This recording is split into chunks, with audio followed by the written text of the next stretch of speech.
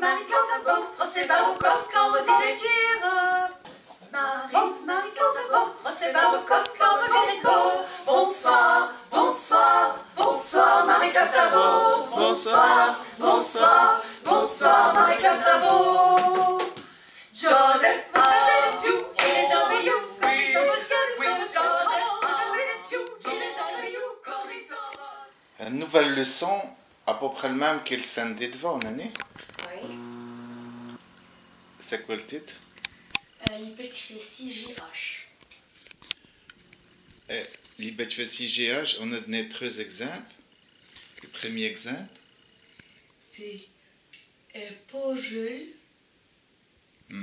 Qui te va à l'île. Pojul.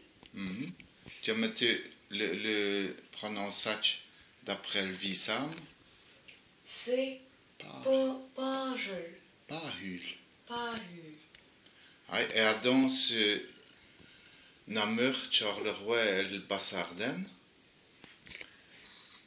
Pogir ou Poger. Le deuxième mot, c'est le Betchvesi GH à la fin de mot. Oui, comme binar. Et on va dire ce Mamdi, puisque j'ai mis à Tchapé. Comment est-ce que ça se va prononcer? Binar ou binach ou binar. À le bonheur. Et le reste de l'Oualonie, fou de pays de Lidj. Binoche.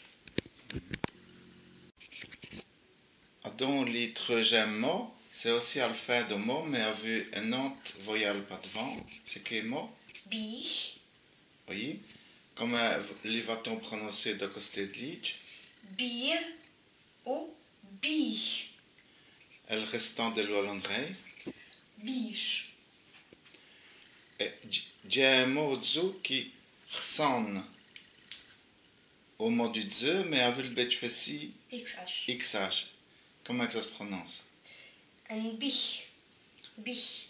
Donc le I est rallongé automatiquement avec le Betchvesi GH, donc il est court avec le Betchvesi XH.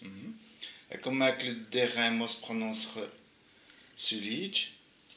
Un bi. Et le reste de l'Oualonie? Un biche. Quelle différence entre les biches et le biche? Biche, ça veut dire de l'air qui vient du nord. Et un biche, ça veut dire une sorte de gazelle. C'est les femmes d'Ossière. Ah oui. Eh bien, merci, Bram Deko. Bien, ça.